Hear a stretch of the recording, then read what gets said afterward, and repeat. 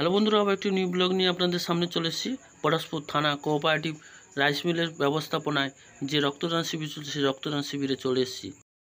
রক্তদান শিবিরের স্থান ও সাংস্কৃতিক মঞ্চ দেখতে পাচ্ছেন।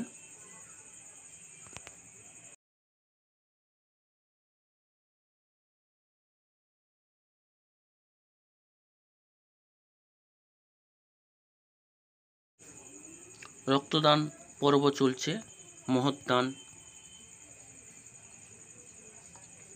প্রচুর মানুষের সমাগম হয়েছে, প্রায় 250 থেকে 300 মানুষ উপস্থিত হয়েছে, রক্তদান করলেন।